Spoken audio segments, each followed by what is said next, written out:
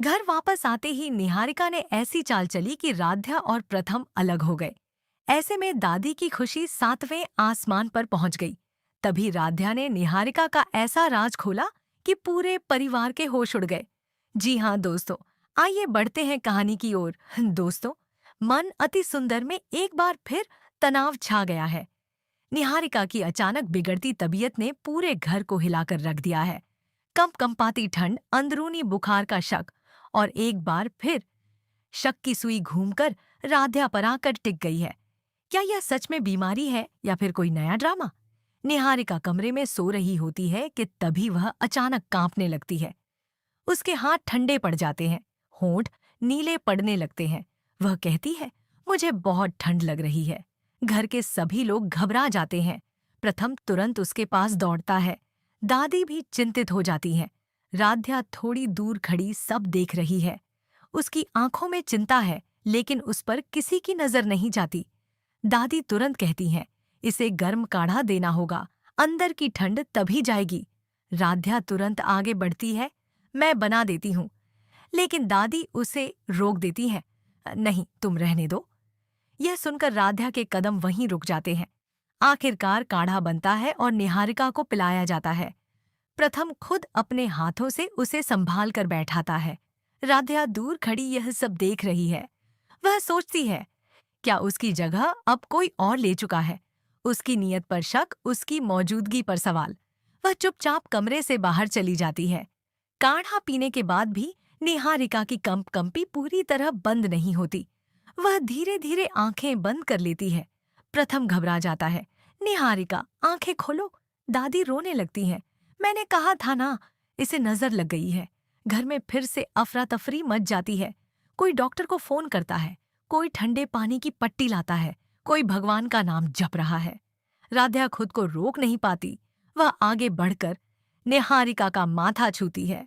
बुखार इतना तेज नहीं है, वह धीरे से कहती है, लेकिन दादी तुरंत डांट देती है। तुम डॉक्टर हो क्या? डॉक्टर आता है। सबकी सांसें थमी हुई हैं। वह निहारिका की जांच करता है, ब्लड प्रेशर चेक करता है, थर्मामीटर देखता है। फिर कहता है, घबराने की बात नहीं है, शरीर कमजोर है, मेंटल स्ट्रेस भी ज्यादा है, उसे आराम चाहिए। दादी तुरंत बोलती है, मैंने कहा था अंदरूनी बुखार है।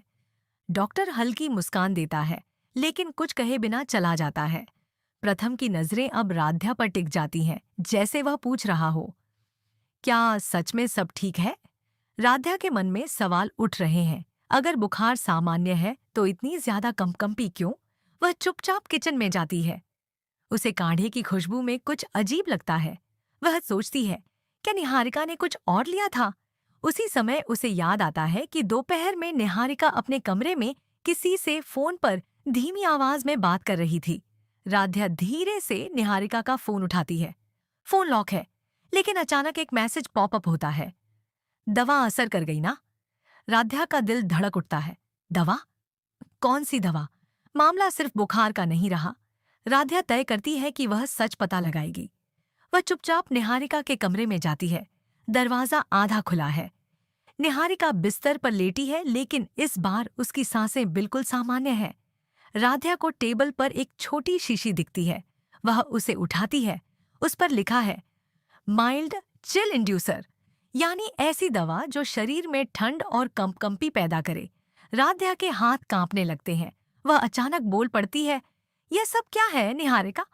निहारिका आंखें खोलती है। उसके चेहरे पर डर नहीं, बल्कि एक अजीब सी मुस्कान है। वह धीरे से कहती है, तुम्हें क्या लगता है? राध्या गुस्से में कहती है, तुमने खुद को बीमार दिखाने के लिए दवा ली? निहारिका बैठ जाती है, कंबल हटा देती है। अगर मुझे थोड़ी सी सहानुभूति चाहिए थी, तो क्या गलत किया? यह सुनकर राध्या सन्न रह जाती है। निहारिका कहती है, तब जब मैं कांप रही थी तब किसके पास था प्रथम? राध्या चुप रहती है। वह मेरे पास था। उसकी आंखों में मेरे लिए डर था। निहारिका की आवाज में जीत का एहसास है। प्यार वापस पाने के लिए कभी कभी दर्द दिखाना पड़ता है। राध्या का दिल टूट जाता है।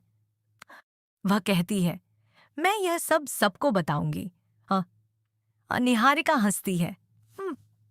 सबूत है तुम्हारे पास? राध्या के हाथ में वह शीशी है, लेकिन तभी दादी कमरे में आ जाती है।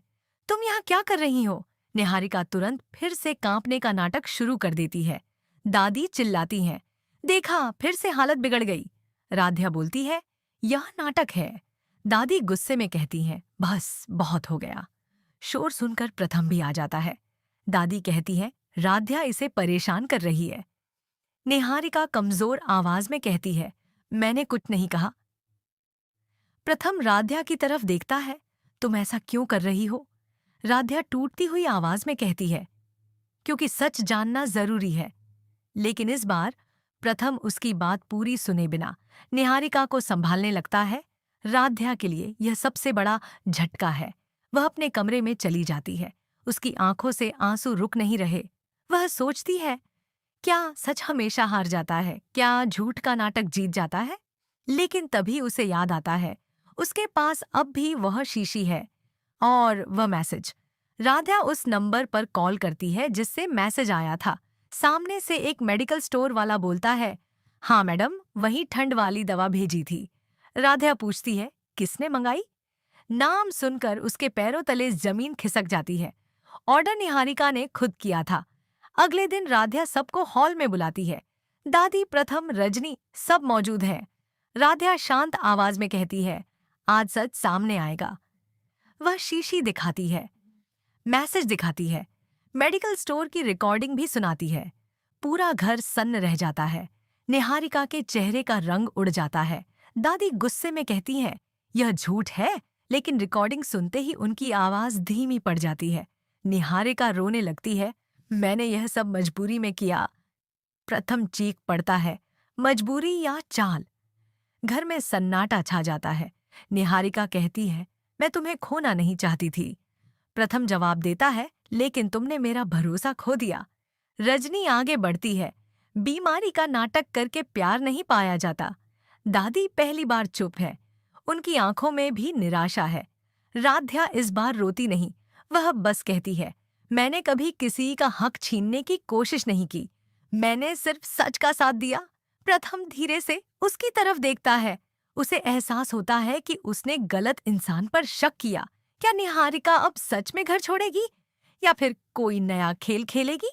क्या दादी अब राध्या को अपनाएंगी? क्या प्रथम का भरोसा पूरी तरह लौट पाएगा? दोस्तों, यह कहानी सिर्फ बीमारी या ड्रामे की नहीं है। ये कहानी है भरोसे की। और भरोसे की परीक्षा अभी खत्म नहीं हुई, क्योंकि जहां प्यार है वहां साजिश भी है और अगला मोड़ सब कुछ बदल सकता है। निहारिका की साजिश सामने आ चुकी है। दादी चुप है, प्रथम टूट चुका है और राध्या पहली बार मजबूत खड़ी है। लेकिन यह शांति ज्यादा देर टिकने वाली नहीं। सच सामने आने के बाद निहारिका अचानक बेहद शांत हो जाती है। ना रोना, ना सफाई, बस खामोशी। वह धीरे से कहती है, ठीक है, मैं चली जाऊंगी। पूरा घर चौंक जाता है। दादी तुरंत बोलती है, नहीं बेटी, यह भी तुम्हारा घर है। लेकिन इस बार प्रथम कुछ नहीं कहता। उसकी चुप्पी ही सब कुछ कह रही है। रात का समय। निहारिका अपना सामान पैक कर रही है। राध्या दरवाजे पर खड़ी है। निहारिका धीमी आवाज में कहती है, तुम जीत गई राध्या। राध्या जवाब देती है, यह जीत या हार की बात नहीं थी, यह सच की बात थी। निहारिका हल्की मुस्कान देती है, सच हमेशा रिश्ते नहीं बचाता। ये लाइन हवा में तैर जाती है। अगली सुबह जब सब नीचे इकट्ठा होते हैं, निहारिका कहीं नजर नहीं आती। उसका कमरा खाली है, सामान भी गायब। टेबल पर एक चिट्ठी रखी है। प्रथम उसे उठाता है और पढ़ना शुरू करता है। मैं जा रही हूँ। शायद मेरी मौजूदगी से ही सबकी परेशानी थी। अब सब खुश रहना। दादी रो पड़ती है, मैंने कहा था उसे मत जाने दो। घर में फिर से हलचल मच जाती है। तभी फोन आता है, निहारिका का एक्सीडेंट हो गया है। पूरा परिवार तुरंत अस्पताल पहुंचता है। डॉक्टर कहता है, जान को खतरा नहीं है, लेकिन मानसिक रूप से वह बहुत कमजोर है। दादी की नजर सीधे राध्या पर जाती है। अगर इसे कुछ हुआ ना? राध्या इस बार जवाब देती है, किसी की गलती का बोझ मैं अब नहीं उठाऊंगी। अस्पताल के बाहर प्रथम अकेला खड़ा है। राध्या उसके पास आती है, तुम्हें मुझ पर भरोसा है? प्रथम लंबे सन्नाटे के बाद कहता है, मुझे सच पर भरोसा है और वह तुम्हारे साथ है। यह पहली बार है जब वह खुलकर राध्या के साथ खड़ा होता है। अस्पताल के कमरे में निहारिका होश में आती है। सब उसके पास हैं। वो धीरे से कहती है, मैंने एक्सीडेंट जानबूझकर नहीं किया। लेकिन उसकी आंखों में कुछ और है। राध्या समझ जाती है, यह आखिरी भावनात्मक दांव है। निहारिका कहती है, अगर मैं इस घर से दूर रहूंगी तो शायद सब ठीक रहेगा। दादी तुरंत बोलती है, नहीं, तुम कहीं नहीं जाओगी। घर फिर से दो हिस्सों में बंट जाता है। तभी पुलिस आती है। पता चलता है कि एक्सीडेंट साधारण नहीं था। निहारिका ने खुद गाड़ी अचानक मोड़ी थी।